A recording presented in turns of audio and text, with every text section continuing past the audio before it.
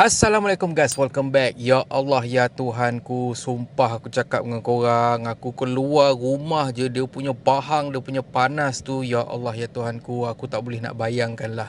Jadinya aku nak nasihatkan kepada korang semualah. Tambah pula memang dah ada jadi kes. Jangan korang ingat korang dah banyak sangat air sampai air naik atas kepala. Musim sekarang ni musim stroke haba. So pastikan korang minum air yang cukup. Anyway, kita berbalik kepada topik kita untuk hari ni. Aku kemarin ada kongsi dengan korang petikan statement Datuk Adiputra pasal filem Mat Kilau. Of course, petikan tu aku dapat daripada portal media yang mana dekat dalam tu Datuk Adiputra describe ataupun bagi statement mengatakan yang dia langsung tak dapat bonus daripada filem Mat Kilau tu, walaupun filem Mat Kilau dah pun berjaya collect lebih daripada 90 juta ringgit. Kos pembikinan filem tu termasuk dengan duit sharing daripada Pawagam. Sekurang-kurangnya produser filem Mat Kilau ni dapat lebih kurang dalam 35 hingga ke 40 juta ringgit. Itu untung bersih. Jadinya bila kata keuntungan berlipat-lipat kali ganda macam tu, of course ramai yang mempersoalkan takkan kru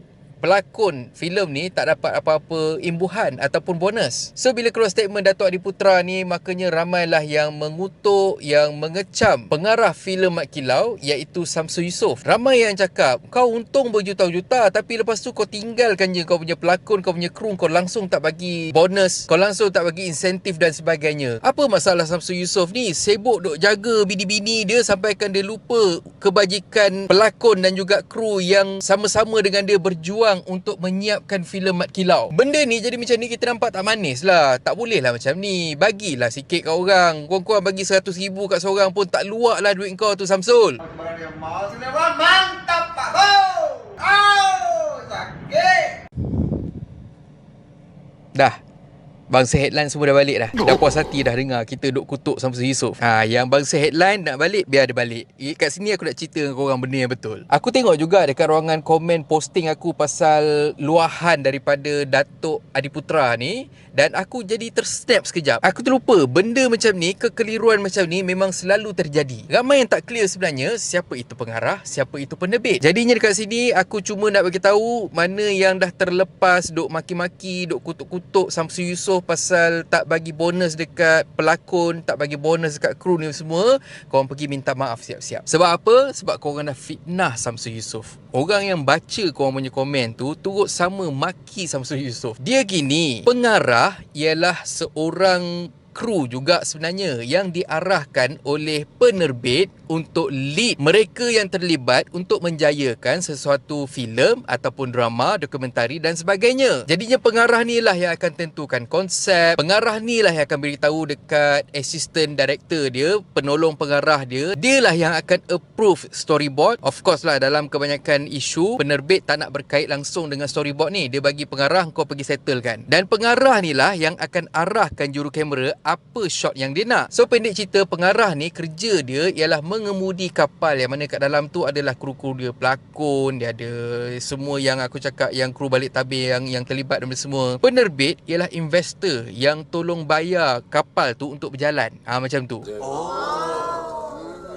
Dia tak ramai dekat Malaysia ni, dialah penerbit, dialah pengarah. Jadinya bila timbulnya kekeliruan macam ni, makanya sebab itulah pengarah-pengarah sebagai contoh macam Samsul Yusof ni kena maki. Sebabnya bila kata filem untung, kau tak bagi bonus. Padahal pengarah makan gaji juga. Tapi jangan risau, benda ni pun aku selalu hadap waktu aku kerja dekat industri dulu. Bayangkan sebagai contoh macam aku punya ex-boss aku, David Teo. David Teo tu penerbit dan dia tak pernah pun mengarah filem. Tapi bila kata pergi ke event besar, event-event luar ataupun pergi berjumpa dengan individu-individu dekat luar sana tu semua kan, diorang sentiasa anggap yang David Teo ni yang mengarah filem. Padahal kami dekat Metro Wealth ni, kami ada berbelas pengarah filem dan juga drama yang bekerja sekali. So diorang lah yang pergi buat anak sempit, diorang lah pergi buat nongkrong, pergi buat ngangkung, jangan pandang belakang dan sebagainya. Kerja David Teo, keluar duit je. Berapa you mau? Okay, 2 juta. Okay, kenapa 2 juta? Sekian. Okay, bagi 2 juta. Pergi buat filem. So itu beza penerbit dan juga pengarah. Dan kita berbalik kepada statement Datuk Adiputra pasal tak dapat bonus tu. Bila kata filem Mat Kilau ni announce yang diorang berjaya kutip 90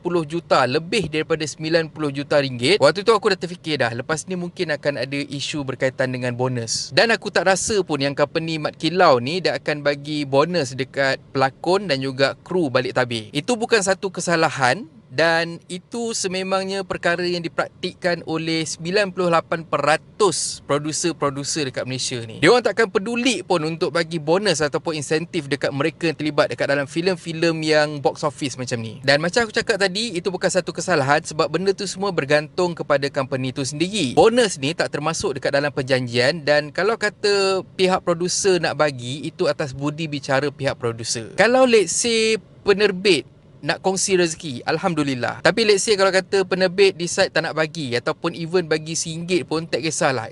Itu kalau kata dapat, itu rezeki. Kita bersyukur je lah. Cumanya setakat ni aku memang bersyukur lah sebab aku pilih Metrowealth sebagai company untuk aku memulakan kerjaya aku. Sebabnya di waktu kecemerlangan Metrowealth dulu, macam-macam bonus dia bagi. Bayangkan aku baru kerja dalam setahun, kalau tak silap aku dah dapat bonus 5 angka. Dan bila masuk tahun kedua, yang mana waktu tu memang filem banyak box office, Alhamdulillah David Teo bagi aku rumah. Dan rumah yang aku duduk sekarang ni, itulah rumah yang dihadiahkan oleh Metrowealth kepada aku. Dan ada lagi lah beberapa orang kanan David Teo yang dapat juga rumah. Alhamdulillah, pengarah dapat rumah, dapat kereta, dapat bonus, kita orang dapat jalan-jalan pergi overseas. Itu semua hasil kongsi rezeki daripada Metrowealth untuk staff, kru dan juga pelakon yang bekerja dekat dalam filem-filem box office tu. Jadinya macam dulu aku tak pernah terfikir aku mampu untuk dapat rumah ataupun beli rumah. Alhamdulillah masuk Metrowealth bagi aku rumah. Aku dah tak payah nak fikir dah pasal macam mana cara untuk aku dapatkan rumah pertama aku. Jadi walaupun aku keluar daripada Metrowealth, yang mana aku keluar tu macam tak elok sangat lah sebabnya aku berselisih faham dengan David Teo, tapi macam mana pun aku tetap respect pada dia dan aku hormat dia sebagai aku punya mentor. Since daripada aku habis study, dialah yang terima aku bekerja sampailah tahun 2017 kalau tak silap aku. Dan sampai sekarang pun bila kata aku dah bekerja sendiri, masih banyak lagi benda-benda yang dia ajar aku, dan aku pun banyak juga share dengan dia ilmu-ilmu orang muda gitu. So point aku dekat sini ialah, first kali pada bos, hargailah jasa pekerja-pekerja. Jangan ingat bila kata korang bos, segala kejayaan datang daripada korang. Kalau otak je ada, kaki dengan tangan tak ada, merepotlah idea kau tu sampai ke kubur. Bila kita hargai pekerja kita, barulah diorang ada motivasi untuk bagi extra effort. Ini bukan setakat nak hargai, siap tukar lagi orang untuk next film pula tu. Benda simple macam ni pun takkanlah nak kena ajar. Memang betul macam aku cakap tadi, bonus atas budi bicara, tapi kurang-kurang apa salahnya kalau kata kau respect ataupun mungkin kau bagi cendera hati kalau kata kau tak nak pun bagi bonus juta-juta dekat pelakon ataupun kru. Dia point dekat sini apa yang aku nampak, respect tak ada. Lepas tu duk fikir macam kata akulah yang keluar duit, akulah yang menyebabkan filem ni berjaya. No. Ramai yang involve dekat dalam projek ni dan masing-masing menyumbang faktor atas kejayaan sesebuah projek. Kena ingat tu. Apapun, aku harap korang semua faham dan jangan main sembuh je. Aku faham ada antara korang ni yang marah sebabnya korang geram dengan Samsu Yusof pasal hal personal dia. Tapi janganlah sampai tabur fitnah pula. Awak caci, awak maki saya, apa salah saya awak? Dan akhir kata pepantun, burung hering terbang tinggi, cari mangsa serah diri. Apa salah kongsi rezeki? Duit bukan bawa mati. Dan kalau korang suka konten ada dalam channel ni, please consider to subscribe. Okay, so thank you very much for watching and have a nice day. Assalamualaikum. Mantap Pak Bo!